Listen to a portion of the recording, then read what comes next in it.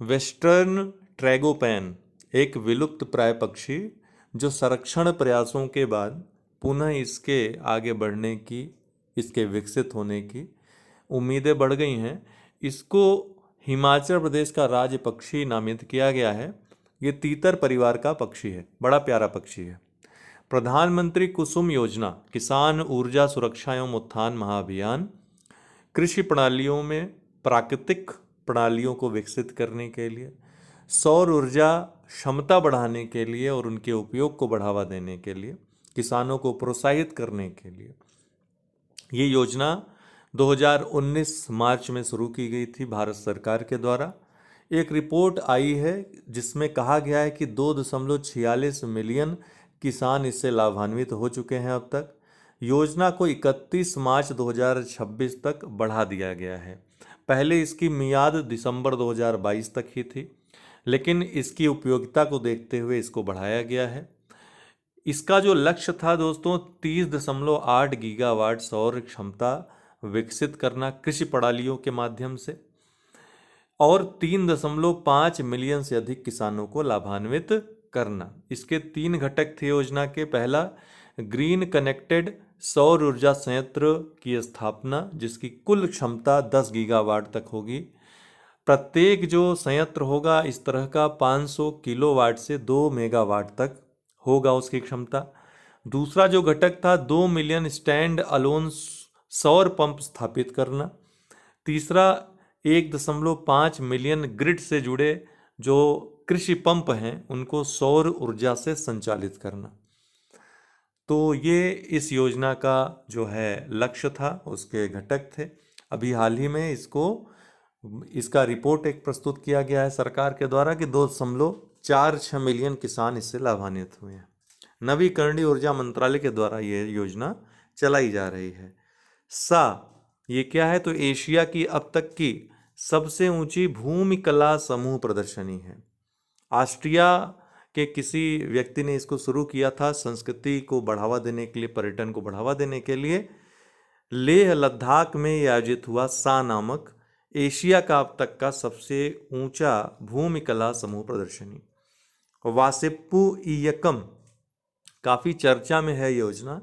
तमिलनाडु सरकार की छात्रों में पढ़ने की रुचि को बढ़ावा देने के लिए ये योजना शुरू की गई है। कक्षा 4 से कक्षा 9 तक के छात्रों के लिए ये योजना है। इसको हाल ही में कई जिलों में विस्तारित कर दिया गया है। 7 उत्पादों को जीआई टैग हाल ही में प्रदान किया गया, जिसमें उत्तर प्रदेश का जलेसर धातु शिल्प है, गोवा का मानकुराद आम है और गोवन बेबिका या हलवा है। राजस्थान के 4 उत्पादों को, जिसमें उदयपुर कोफ्तकारी धातु शिल्प, बीकानेर का कीशा दागारी शिल्प, जोधपुर का बंधेज शिल्प और बीकानेर का उस्ता कला शिल्प, इनको जीआई टैग प्रदान किया गया है। देवारी गांव मेजा, जो मेजा क्षेत्र है, प्रयागराज में स्थित है, यहाँ का एक गांव है। ग्रामीण पर्यटन टोंस नदी के किनारे स्थित है, याद रखिएगा। ग्रामीण पर्यटन केंद्र के रूप में इसका विकास किया जाएगा सरकार के द्वारा, और ऐसा कुंभ जो महाकुंभ 2025 है उसके पहले किया जाएगा। देवेंद्र सूरा अभी हाल ही में चर्चा में रहे। The tree man of Haryana भी इनको कहा जाता है। कांस्टेबल हैं हरियाणा पुलिस में। इनकी टीम को पर्यावरण मित्र नाम दिया गया है, ग्रीन वॉरियर्स भी इनको कहा जाता है। इनके साथ वर्ष 2011 से पर्यावरण मित्र अपनी जो ये टीम है इसके साथ इन्होंने वर्ष 2011 से सालाना औसतन 30 से 40 हजार पेड़ लगाए हैं। और ऐसा इन्होंने जो ये इनिशिएट किया अपने वेतन से पैसे बचाकर और ऋण लेकर किया। ये तमाम पौधा वितरण कार्यक्रम भी चलाते हैं। इनकी नर्सरी भी है जिसमें तमाम प्रजातियों के पौधे वितरित किए जाते हैं। उत्तर प्रदेश, यहाँ 10 वर्षों के लिए यूपी जल पर्यटन व साहसिक खेल नीति 2023 को मंजूरी दी गई सरकार के द्वारा। अब जो यहाँ की नदियाँ हैं, गंगा यमुना आदि, घाघरा हो गया, सरयू, इनका उपयोग किया जाएगा जल पर्यटन और साहसिक खेल को बढ़ावा देने के लिए। आयुष्मान भारत योजना जो कि 2018 में शुरू की गई थी, अभी हाल ही में सरकार द्वारा ये बताया गया कि आयुष्मान कार्ड प्राप्तकर्ताओं में 49% महिलाएं हैं। मुख्य परीक्षा के लिए महत्वपूर्ण फैक्ट है। इसके साथ ही प्रधानमंत्री जन धन योजना से संबंधित जो 2014 में शुरू की गई थी, प्रधानमंत्री की महत्वाकांक्षी योजना थी, वित्तीय समावेशन को बढ़ावा देने के लिए, बैंकिंग सुविधा को जन जन तक पहुंचाने के लिए, गांव-गांव तक पहुंचाने के लिए। तो इसके तहत ये कहा गया है कि अब तक 49 करोड़ से अधिक खाते खोल लिए गए हैं और जब से योजना चलाई गई है तब से इन खातों में 2 लाख करोड़ रुपए से ज़्यादा अभी तक जमा है। म्यांमार यहाँ 6 माह के लिए आपातकाल को बढ़ा दिया गया जुंटा समूह के द्वारा, जो कि फरवरी 2021 से लगातार चल रहा है।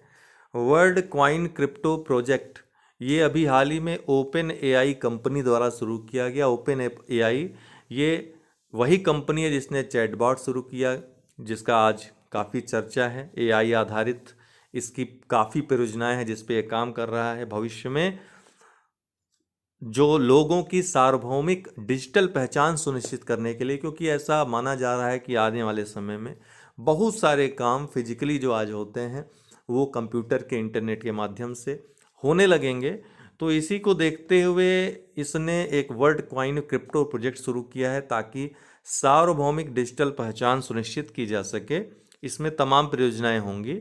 ये किस कंपनी ने शुरू किया आ सकता है? ओपन एआई द्वारा। इसके सीईओ कौन है? सैम अल्टमैन है। कांचीपुरम तमिलनाडु में स्थित है। फास्टकॉन जो ताइवान की इलेक्ट्रॉनिक मोबाइल कंपनी है, इसके द्वारा मोबाइल कंपोनेंट निर्माण केंद्र की स्थापना की जाएगी। कहाँ? कांचीपुरम तमिलनाडु में। संयुक्त राष्ट्र जनसंख्या कोष के द्वारा हाल ही में मध्य प्रदेश सरकार के सहयोग से just ask chat bot launch किया गया है, जिसमें तमाम प्रकार के प्रश्न पूछे जाएंगे, उसकी जानकारी दी जाएगी। ADR report 2023 association of democratic reform ये हमेशा लोकतंत्र को अक्षुण्ण बनाए रखने के लिए, लोकतंत्र की सफलता के लिए, आप देखते होंगे एडीआर कई केसेस सुप्रीम कोर्ट में इसके लीडिंग केसेस पड़े हुए हैं, जिसको आप परीक्षा की दृष्टि से महत्वपूर्ण मानते हैं। तो उसकी रिपोर्ट ये बताती है, लोगों को बताती है कि देखिए आपके जो नेता हैं वो कैसे हैं, धन इनके पास कितना है, और इससे ये पता चलता है कि कितने वर्ष में कितने धन की बढ़ोतरी हुई इनके पास। तो इससे जवाबदेहिता बढ़ती है, उत्तरदायित्व बढ़ता है, भ्रष्टाचार कम होता है, पारदर्शिता बढ़ती है। तो सर्वाधिक अरबपति विधायक इसके अनुसार कर्नाटक में है। उसके बाद महाराष्ट्र में, तीसरे स्थान पे आंध्र प्रदेश का स्थान है जहां सबसे ज़्यादा अरबपति विधायक हैं। चौथे स्थान पे उत्तर प्रदेश है। वहीं पूरे देश में डी शिव कुमार जो कि कर्नाटक में कांग्रेस के विधायक हैं और उप मुख्यमंत्री भी हैं, वो सबसे अमीर विधायक हैं देश के।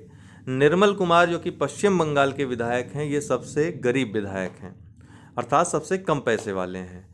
सबसे अमीर मुख्यमंत्री कौन है देश के? तो जगन मोहन रेड्डी हैं, आंध्र प्रदेश के मुख्यमंत्री। सबसे गरीब मुख्यमंत्री कौन है? ममता बनर्जी, वेस्ट बंगाल की जो मुख्यमंत्री हैं। कारगिल एक यात्री की जुबानी हाल ही में पुस्तक लॉन्च हुई विजय दिवस के अवसर पर 26 जुलाई को।